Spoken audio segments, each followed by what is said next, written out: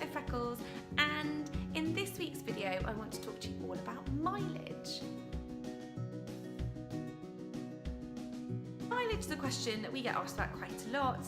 It's something that crops up, obviously it's quite a big part of some of your roles, and it's something that kind of people get a bit confused about. So I thought I'd just do a quick video on it so you understand. And also on the back of last week's video, which was all about the contract, we tend to have a mileage clause in our contract, so it's really clear. If you're putting a contract together, make sure mileage is in there if it's important to you. And if you don't have a clause, then it's worth having a conversation around it. So, in a nutshell, you are not paid for your commute. So when you work in any job in any industry, you are not paid, unfortunately, the privilege of going to work. So the girls that work for me in the office, they live, one lives a 15-minute drive away and two live a 20-25-minute drive away. I don't pay them to get to my office, all right? They have to pay for that themselves. That is part and parcel of my job, like you come to the office, all right? So for you, if you're going into a nannying role and you work for a family, you will going to their house is not, you don't charge them for your commute, that is your commute, okay? That enables you to start your job. Now obviously the difference in nannying is that quite often you have to drive around for work, so you might drive to the school to do a pickup, you might drive to an activity, you might take the 2-year-old to the city farm, you might drive to Sainsbury's, and all of those things are jobs that you wouldn't be doing. They are miles you wouldn't be driving unless you were doing it for work. So that's what's really important, is those ones that you can charge mileage on. Now the law states you can charge mileage at 45p a mile for the first 10,000 work miles you do per year. That is above and beyond the average mile it costs you in petrol money. And the reason for that is because you will have to have business car insurance, which is a little added premium. It's about £3 to £4 extra a month. So check with your car insurance provider if you don't already have it, or if you're not sure, check anyway.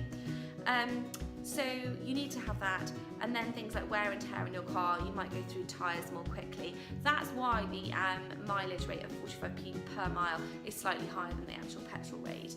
And it is the law, it has to be paid at that level, okay? So that's what you should be being reimbursed at.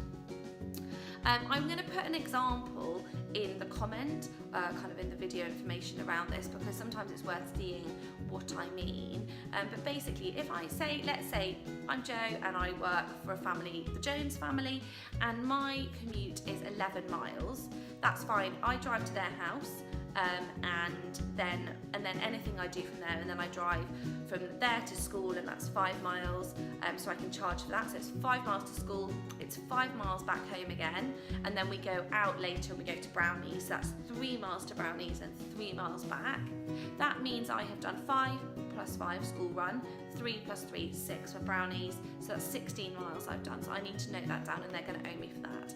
But they don't pay me, and I can't charge them for my 11-mile commute there and my 11-mile commute back. Now, sometimes the question is, what happens if you start at school, a school pickup? And I get that, like what happens if your drive to the family is 10 miles and school is 5 miles further on? If you start at the school gate, it's an extra 5 miles.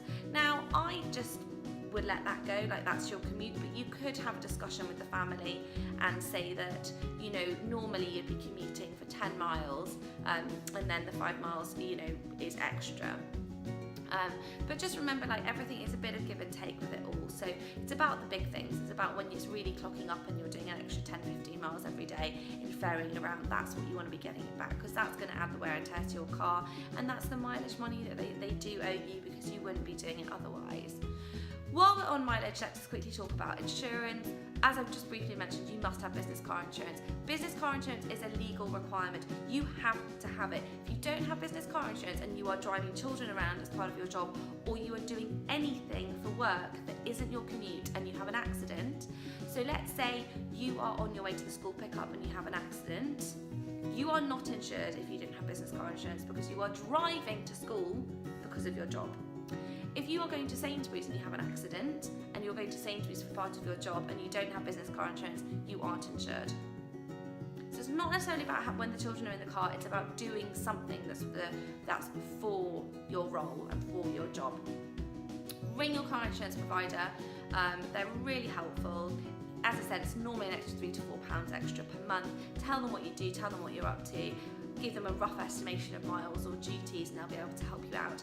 But trust me, if you don't have it, you're going to be in trouble if you ever should need it. And let's hope you never ever will, but it's always worth being on the safe side. So that's it for mileage and insurance. Any questions, let me know. And I will be back next week with another video on anything and everything to do with nannying, childcare and children.